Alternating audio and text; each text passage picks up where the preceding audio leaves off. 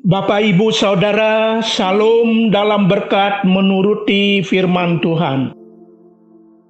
Mari kita sambut firman Tuhan yang hendak kita baca dan renungkan dalam doa. Kita berdoa. Ya Allah Bapa, betapa kami bersyukur atas kasih-Mu yang Engkau nyatakan dalam firman-Mu, dalam perintah-Mu. Ya Roh Kudus, tambahkan pengertian kepada kami dalam membaca dan merenungkan firman Tuhan ini. Dalam nama Tuhan Yesus kami berdoa. Amin. Mari kita baca dan renungkan bersama firman Tuhan yang tertulis dalam 1 Yohanes 2 ayat 5-6 yang berkata demikian.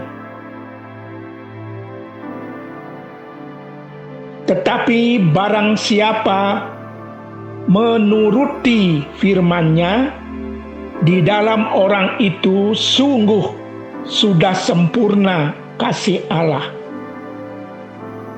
Dengan itulah kita ketahui bahwa kita ada di dalam Dia. Barang siapa mengatakan bahwa ia ada di dalam Dia, ia wajib hidup sama seperti Kristus telah hidup. Kasih Allah yang sempurna mewujud dalam pribadi Yesus Kristus. Firman Tuhanlah yang bagaikan pelita dan terang dalam hidup ini menyatakannya seperti itu. Bapak, Ibu, Saudara dalam kasih Allah, mari kita pahami, mari kita hayati pernyataan berikut ini.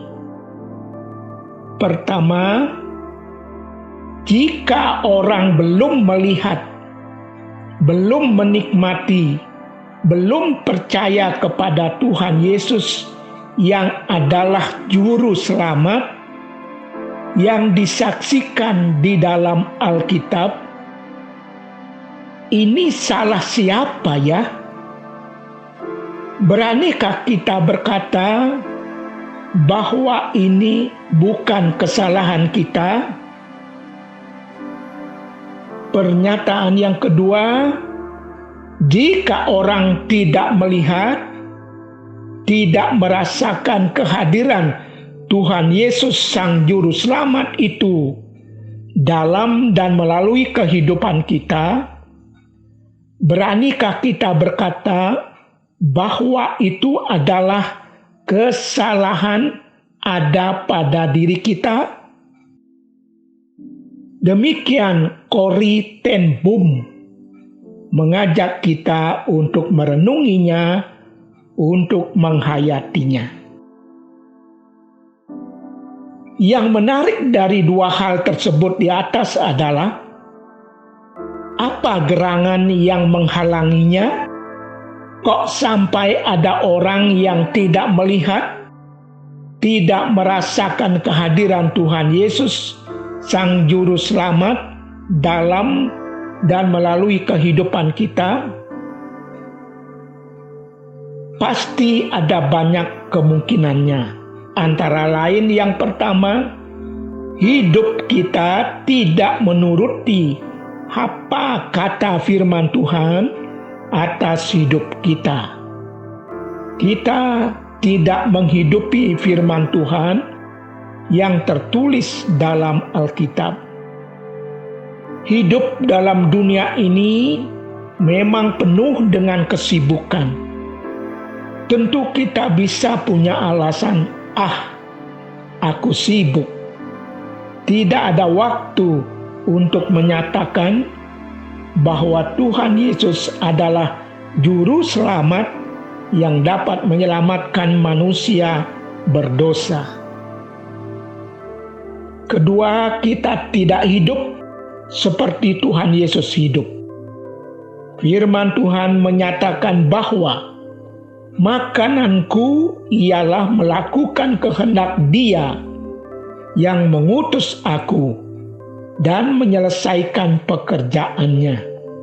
Demikian Yohanes 4 ayat 34 berkata seperti itu. Tuhan Yesus taat, Ia patuh dan bertanggung jawab, yaitu melakukan apa yang dikehendaki oleh Allah Bapa. Tuhan Yesus tidak memberi ruang, tidak memberi celah kehendaknya yang jadi, melainkan kehendak Allah Bapa yang jadi dalam hidupnya. Tuhan Yesus tidak membiarkan kegelapan-kegelapan menguasai hidupnya.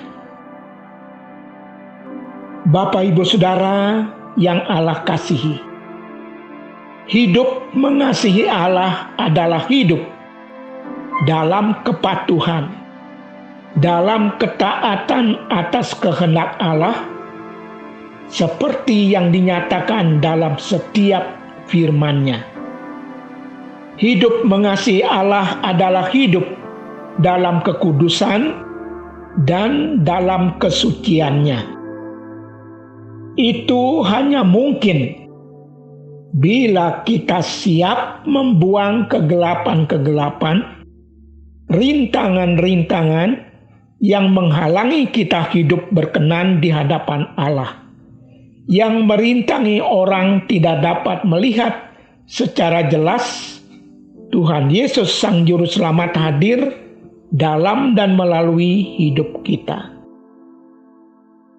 Mari kita hadapi risikonya bila orang menjadi suka atau tidak suka karena melihat Tuhan Yesus jelas dalam dan melalui hidup ini. Dan oleh karena kita menjalani apa yang firman Tuhan mintakan untuk kita lakukan dalam perjalanan hidup ini. Mari kita hidup seperti Tuhan Yesus hidup. Berkat firman Tuhan tersedia bagi kita. Demikianlah firman Tuhan buat kita. Tuhan memberkati. Amin.